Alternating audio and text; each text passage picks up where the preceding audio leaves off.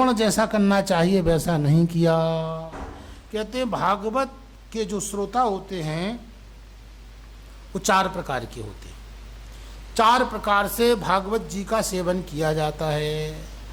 इस कथा को सुनने वाले कुछ राजस श्रोता होते, राजसम सात्विकम चापि तामसम निर्गुणम तथा चतुर्विधम तु विज्ञेयम श्रीमद् भागवत सेवनम। तो 4 प्रकार से श्रीमद् भागवत का सेवन किया जाता है। 4 प्रकार से भागवत को श्रवण किया जाता है।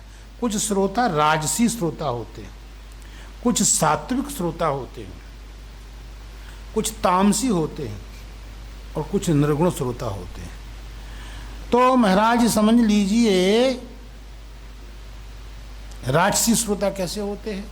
1 सप्ताह में पूरी कथा सुन लेते हैं। जो 1 सप्ताह में 18,000 श्लोकों को सुनने का संकल्प करके बैठता है वो कौन सा श्रोता है? वो राजसी श्रोता है।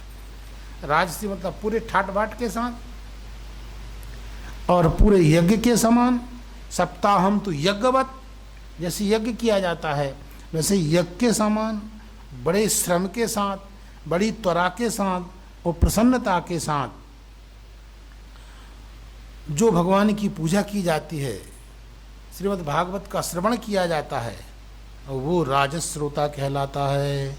सेवितम राजसम तत्तु बहुपूजाति शोभनम। उपासना करके पूजा करके ये जो होते हैं राजसी श्रोता होते हैं। दूसरा इनका जो सुनने वाले होते हैं वो सात्विक होते हैं। और महाराज सात्विक कैसे हैं? मासेन ऋतुना वापि श्रवणम स्वाद संयुतम। सुनने में स्वाद होना चाहिए, चाहे वो 1 महीने लगे चाहे 2 महीने लगे। और महाराज बड़े यत्न के साथ, सात्विकम यतनाभ्यासम समस्तानंद वर्धनम। सात्विक भाव से यत्न के साथ 1 महीने में 2 महीने में जो भगवान की कथा श्रवण की जाती है वो सात्विक श्रोता कहलाती। और तामसी कैसे होते हैं? तामसम यत्तु वर्षेण। तामसी लोग साल भर सुनते रहते और कभी आलस आ गया तो आज नहीं सुनते, आज विश्राम। और कभी सुनेंगे कभी नहीं सुनेंगे, कभी श्रद्धा दिखाएंगे कभी आलस दिखाएंगे। आलस के साथ श्रद्धा के साथ जो श्रवण किया जाता है, स्मृति के साथ विस्मृति के साथ याद करके भूल करके जो सेवन किया जाता है और वो तामस श्रोता कहलाते। और महाराज एक निर्गुण श्रोता होते। निर्गुणों का क्या धर्म है? वर्ष मास धनानाम तो विमुच्यो नियमाग्रहम। वर्ष का कोई नियम नहीं कि हम 1 साल में सुनेंगे, कोई नियम नहीं। 1 दिन में सुनेंगे, कोई नियम नहीं। 1 मास में सुनेंगे, कोई नियम नहीं है। इतने दिनों में सुनेंगे, कोई नियम नहीं है। केवल सुनने में जिनकी श्रद्धा, दिन में, मास में, प्रयत्न और अवधि में जिनकी कोई श्रद्धा नहीं है।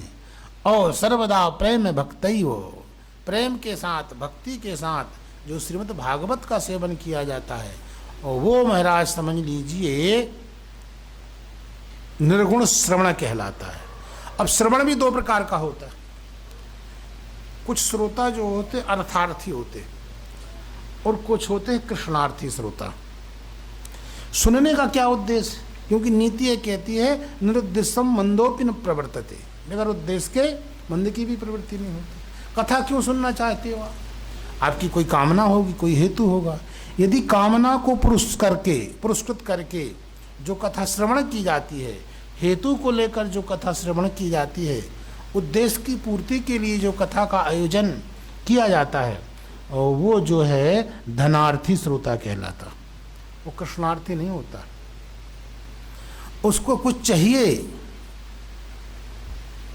उसकी पूर्ति के लिए, उसकी इच्छा के लिए वो कथा श्रवण करता। और एक श्रोता होता है कृष्णार्थी, केवल भगवान कृष्ण का प्राप्ति हो जाए, परमात्मा की प्राप्ति हो जाए। परमात्मा ने हमको सब कुछ दिया है, हमारे पास ऐसी कोई चीज़ नहीं है जो ना हो, सब कुछ है। इतना सुंदर शरीर दिया है, अमूल्य शरीर है आपका। इतनी सुंदर आंखें दी हैं, इतना सुंदर मुंह दिया है आपको। इतना सुंदर पेड़ दिया है कि आप समझ ली पत्थर भी पचा लेंगे। सब कुछ सुंदर दिया है, तो दिया किसने? आपने कभी सोचा कि जिसने दिया उसके लिए आपने क्या दिया, क्या उपहार दिया? तो कम से कम उसकी जय जयकार कर लो, उसको धन्यवाद ज्ञापित कर दो। तो ये धन्यवाद ज्ञापन जो है, यही